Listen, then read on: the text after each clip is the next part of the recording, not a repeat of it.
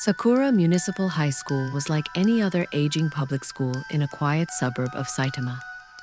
Outdated halls, yellowing walls, and a wing of the building that had slowly fallen into disrepair.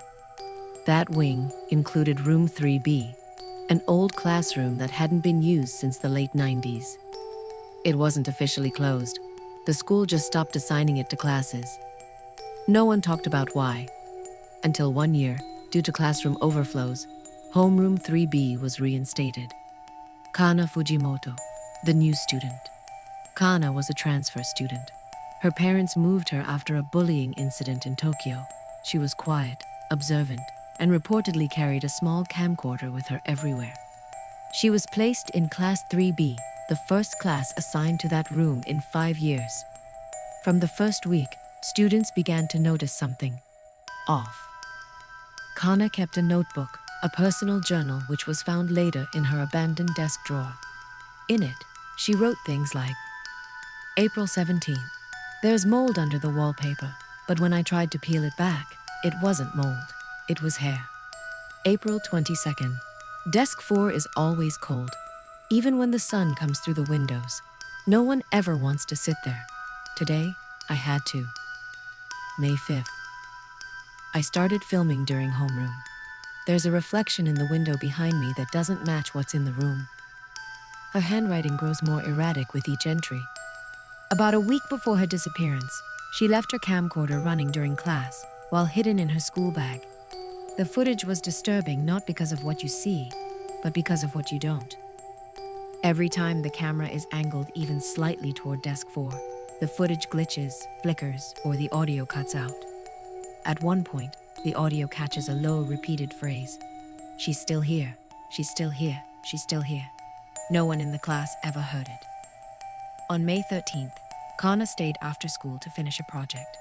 The janitor saw her heading toward room 3B alone. That was the last confirmed sighting. The next morning, her homeroom teacher unlocked the door to find the room empty, except for Kana's bag on the floor and her camcorder, which had recorded exactly 4 minutes of static before abruptly stopping. Security footage shows no one leaving the room. Police investigated but found no trace. No forced entry, no blood, no signs of a struggle. The only thing noted in the report and later removed was this. All windows in the room were shut and locked. The only door was still bolted from the inside. After Kana's disappearance, room 3B was quietly removed from the floor plan. It's officially labeled as a storage archive. But former students claim that if you press your ear against the wall where the door used to be, you can still hear desks creaking, and sometimes a girl softly crying. 2 teachers who investigated the room privately left the school abruptly within the same month. A third was found dead by suicide a year later. His note said only, I finally understand what happened in that room. I shouldn't have looked. A clip from Kana's camcorder briefly surfaced online in 2005, posted to a now-defunct Japanese message board. It shows her walking toward desk 4. As she reaches out to touch it, the screen flickers violently and cuts to black. Before the video ends, one frame flashes an image, so briefly it can only be seen when paused. A face, pale wet hair, eyes too wide, looking straight into the lens, mouth open, as if screaming, but no sound. No official records of Kana Fujimoto exist online. The school building still stands, but the wing containing room 3B has been bricked off completely. Locals say it was done for earthquake safety, but the bricked hallway has no cracks, no damage, just silence.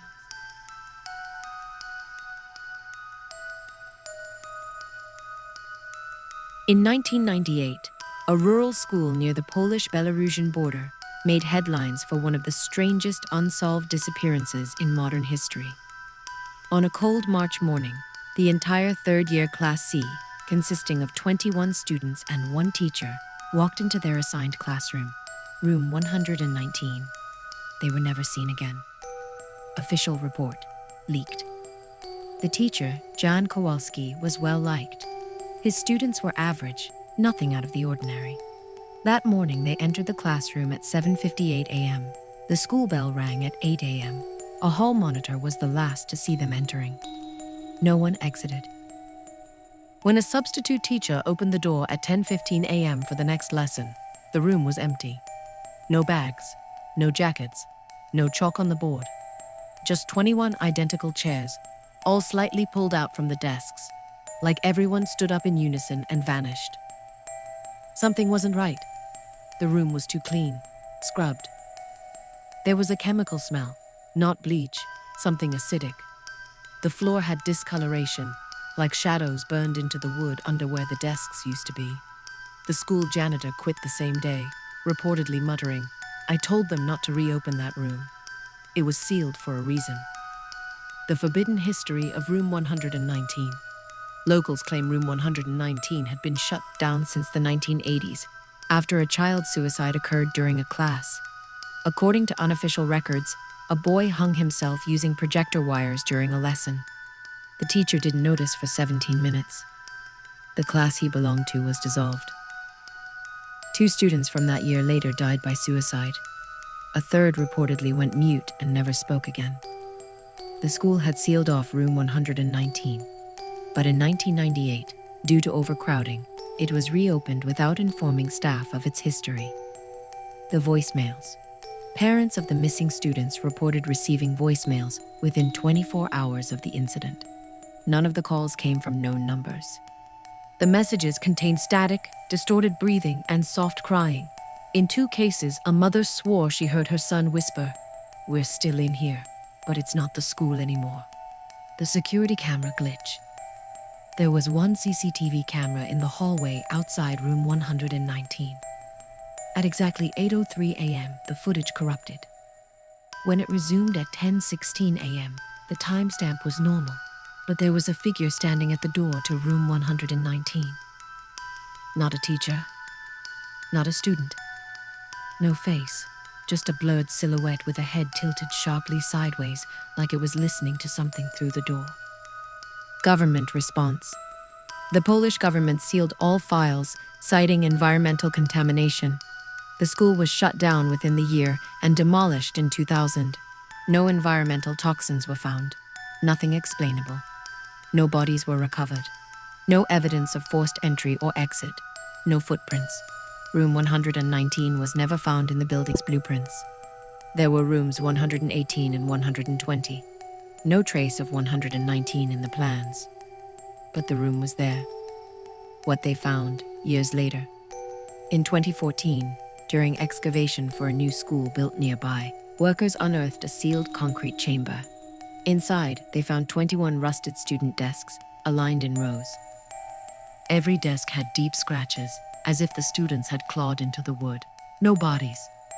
But on one desk, written in what appeared to be dried blood, was the sentence, "He won't let us leave until you send more." Psychological analysis. Experts believe something ritualistic or experimental occurred, possibly a psychological test gone wrong, hidden by the state. Others claim it was a mass psychotic break, or a MK Ultra style experiment that no one was supposed to know about. Or maybe they really did vanish. Not died, not murdered, just left into something else. Eyewitness Report, 2020. A hiker exploring the now forested area where the school once stood claimed to find a wooden school chair half buried in the earth. He took a photo, posted it online. The image shows a chair with a carved inscription. Room 119 is still open.